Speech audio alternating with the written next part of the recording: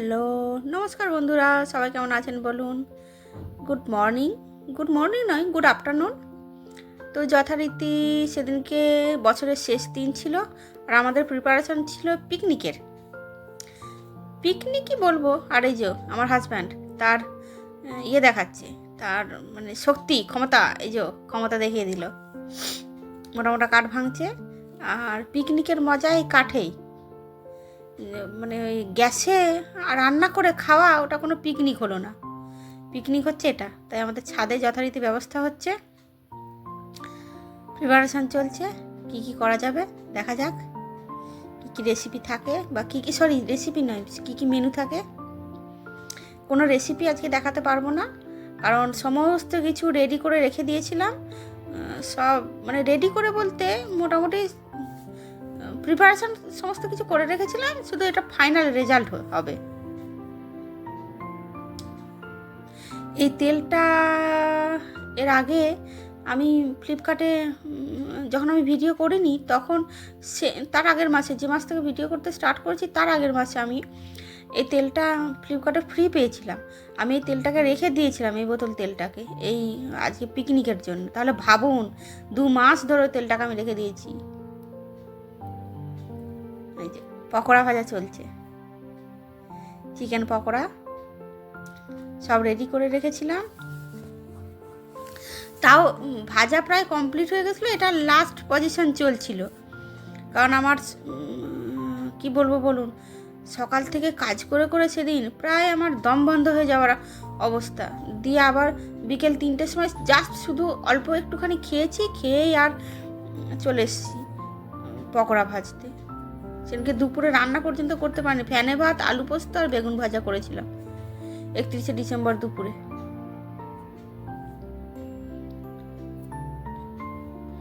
পকোড়া মোটামুটি কিন্তু কমপ্লিটের দিকে, 1 কেজি চিকেনের পকোড়া হয়েছিল। মানুষ হচ্ছে মাত্র কয়েকটা, তবে পকোড়া বেশি আমি খেয়েছিলাম। যা বলবেন, আমি কষ্ট করে ভেজেছিলাম, তাই আমি বেশি খেয়েছিলাম।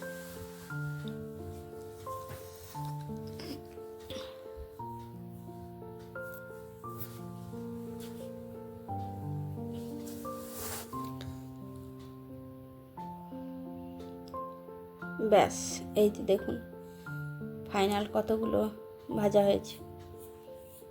এর আগের দিন পোড়া মাংস করেছিলাম, তার থেকে পকোড়াটা খুব সুন্দর খেতে হয়েছিল।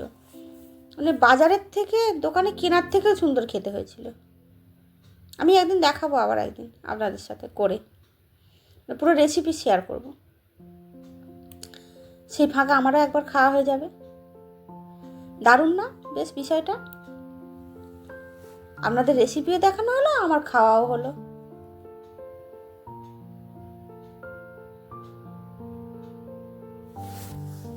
পুরো লাস্ট ফিনিশিং চলছে। আর আমার মানে চোখ মুখের অবস্থা দেখেছেন? এই দেখুন, ফটোশ্যুট হচ্ছে এটা, দেখুন না, পুরো খেপি বুড়ি হয়ে গেছিলাম আমি।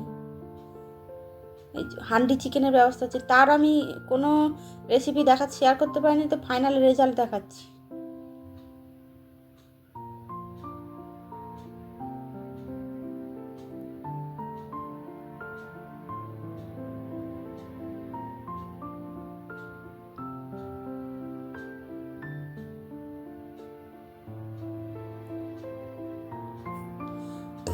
উনি অতি অস্থির হয়ে গেলেন, আর আমি সারাদিন চলছে। আর এই যে এইসব কি আগুন নিয়ে এই যে আগুন নিয়ে উনুনে ঢোকাচ্ছে। প্রথমে হলো কাঠ ভাঙা, তারপর হলো আগুন নিয়ে, মানে এগুলো হচ্ছে কি বলবো, ওর বেশ খেলার জায়গা, মানে খেলার পজিশন। তো চলুন, মোটামুটি এদের কি বলবো, এদের পার্টি চলছে। আর আমি মোটামুটি সব রান্নাবান্না হয়ে গেছে, আমি কোম্পানি দিচ্ছি ওদের। তার মাঝে ওনার একজনের বউ ফোন করেছে, সে নিয়ে একটু ঝামেলা ঝঞ্ঝাট নয় ঠিক, তাকে নিয়ে আমরা সবাই ট্রোল করছি। আর এই যে এইদিকে আর একজন,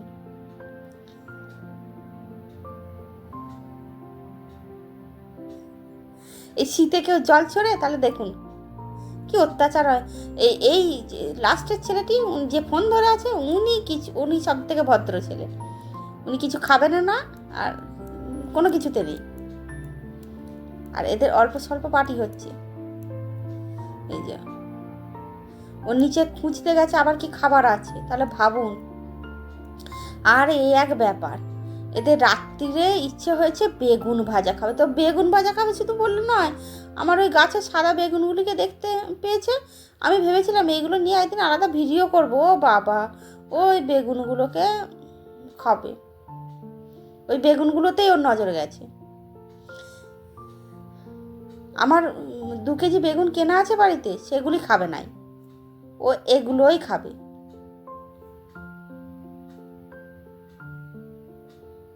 এই সাইজটা না পুরো সেই ডিমের মতনই সাইজ, এটা ডিম বেগুন বলা হয় এগুলোকে, পুরো ডিমের মতনই সাইজ হয়েছে।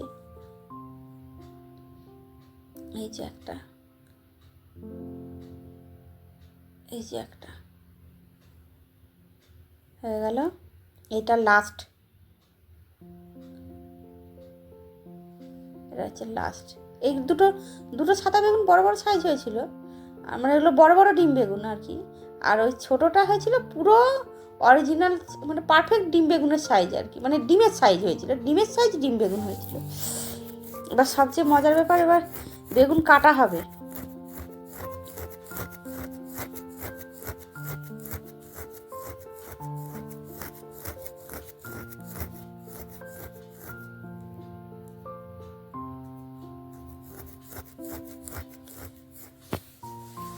ভাত হয়ে গেছে, ওইদিকে ছুরি খোঁজা হচ্ছে। ছুরি আবার এদিকে নয় ওদিকে দিতে হবে, ওদিকে নয় উল্টে দিতে হবে, এ আবার কি প্রবলেম? ছুরি নাকি মানুষকে সোজা করে দিতে নেই, উল্টে দিতে?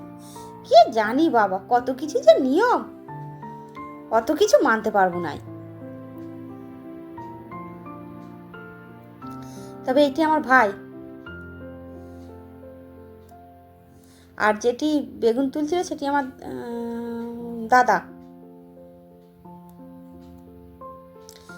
আর দাদার কি বলবো, ওটা দাদু। ওনার বয়স শুনে আপনারা সবাই চমকে যাবেন। উফ,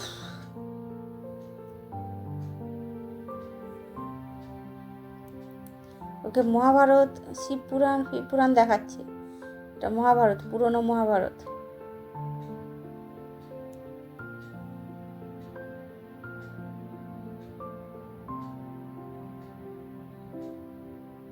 তাহলে ভাবুন, এই কী সব রান্না হচ্ছে, তার মধ্যে মহাভারত খুলছে, তাহলে ভাবুন, যুগের হাওয়া খুব পাল্টে গেছে।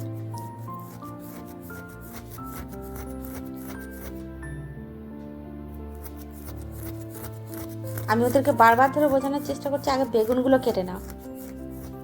সে মাথায় আর ঢোকাতে পারছি না যে বেগুনগুলো আগে কাটো।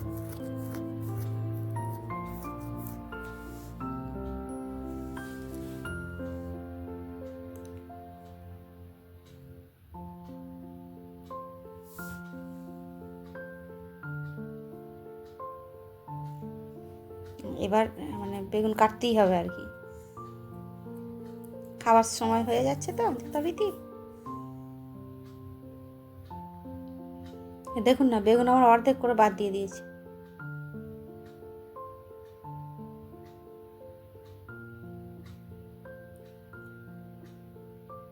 বেগুনগুলো প্রচণ্ড কাঁটা, তো ওদেরও দোষ নেই, যতই হোক ছেলে তো।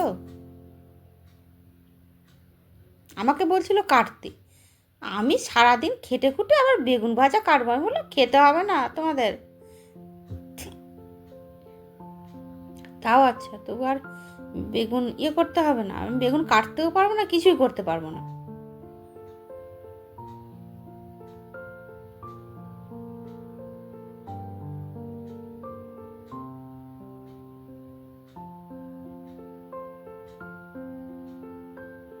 বেগুন কাটার স্টাইলটা দেখুন, আমি বুঝতে পারলাম মানুষ নেশা হয়ে গেলে কত কি বাজে জিনিস করে। এটা দেখুন বেগুন কাটা, এটা কি টাইপের বেগুন কাটা, কাটা দেখছেন, প্রচণ্ড কাঁটা ওগুলো।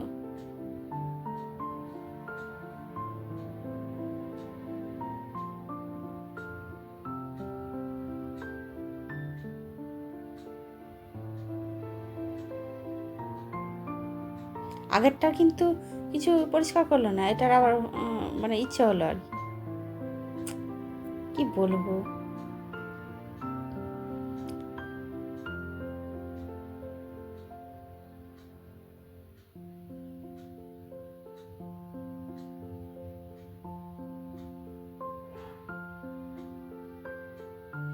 সে বেগুন নিয়ে মারপিট হয়েছে পরে, কি বলবো বলুন।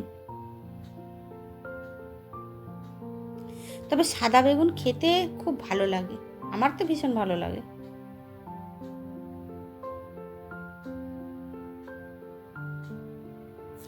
এই বেগুনগুলোকে আমি মেনলি রেখে দিয়েছিলাম সেদ্ধ করে মাখবো বলে, আপনাদের সাথে রেসিপিটাও শেয়ার করব। তো ওই তো সেদ্ধ হচ্ছে আমার পেটে গিয়ে, আমার নয় ওদের পেটে গিয়ে সেদ্ধ হচ্ছে।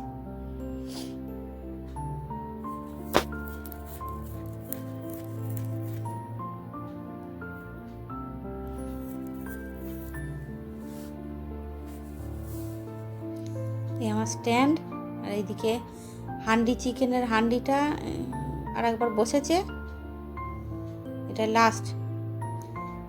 এটা আবার কানা বলছিল, দিয়ে কাটতেই সব ভালো হয়ে গেল। পোকা ধরা বেগুন বলছিল, কানা বেগুন। আর এই যে সমস্যা হচ্ছিল, কে এইদিকে ভাতটা মানে খোলা ছিল, কে চাপা দেবে।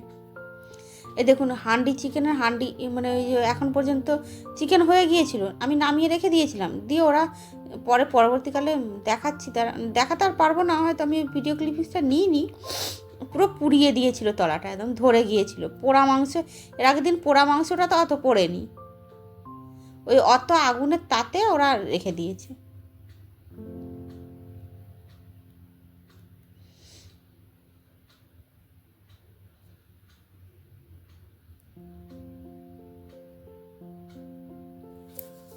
এই যে পকোড়া এখনো পর্যন্ত কটা আছে, আমি মোটামুটি তার পরবর্তীকালে খেয়ে নিয়েছিলাম অবশ্য সব।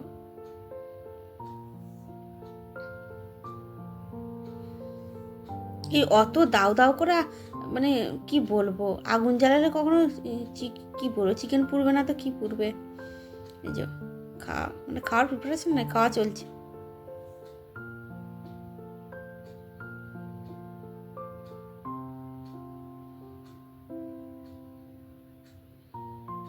এটা হান্ডি চিকেন, এটা ভাত, এটা চাটুনি, এটা স্যালাড, আর পাঁপড় ছিল। পাঁপড়টা যত সম্ভব মানে আমার ক্লিপিংসে আসেনি বোধ হয়, বা ভুলে গিয়েছিলাম, মনেই ছিল না।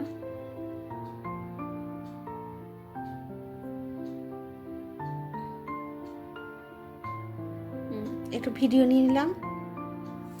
অমিতদা বারবার ধরে বলছিল তুমি বসে পড়ো, আমি বললাম না তোমরা খাও, আমাকে তো সার্ভ করতে হবে। আমি তো না, আমি আর পিন্টুই তো ঠিকঠাক আছি। আর ও মাঝে মাঝে ওইটা কি হচ্ছে, ওর খায়নি দায়নি, ভাতগুলো ফেলেও দিল, খেতেও পারলো না, শুধু একটা করে ডান দেখিয়ে দিল।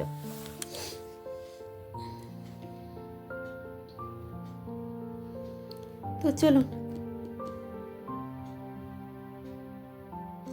এবার একটি মজার জিনিস, রাত্রি 12টা বেজে গেল, তারপরে দিয়ে এই আমাদের কুকীর্তি সুকীর্তি যা বলবেন, এই আমরা বোম ফাটাচ্ছি। এই কটা চকলেট বোম কালী পুজোর সময় রাত থেকে আমি বাঁচিয়ে রেখেছিলাম, যাতে বোমগুলো ফাটানো যায়। তো চলুন 31শে ডিসেম্বর রাত্রি কাটলো, তো সবাইকে হ্যাপি নিউ ইয়ার জানাই। যেহেতু 1 জানুয়ারি পড়ে গেছে, তাই হ্যাপি নিউ ইয়ার 2025। তো সবাই আগামী বছরটা মোটামুটি সবার ভালো কাটুক, যে স্বপ্নগুলো পূরণ হয়নি সেই স্বপ্নগুলো আপনাদের সববার পূরণ হোক। আমি চাইবো, ভগবানের কাছে আপনাদের সবার জন্য প্রেয়ার করব। তো আমার ভিডিও এতক্ষণ দেখার জন্য, আমার বকবক শোনার জন্য অশেষ ধন্যবাদ, থ্যাংক ইউ। আর কি বলবো বলুন, যদি ফেসবুক থেকে ভিডিও দেখে থাকেন তাহলে আমাকে ফলো করবেন, আর যদি ইউটিউব থেকে দেখে থাকেন তাহলে আমাকে অবশ্যই সাবস্ক্রাইব করবেন। তো এভাবে পাশে থাকবেন, পাশে থাকলে আমারও ভালো লাগবে। সবশেষে বলি, ভিডিওটি ভালো লাগলে লাইক কমেন্ট শেয়ার করবেন, আর ভালো থাকবেন, ভালো রাখবেন। নমস্কার।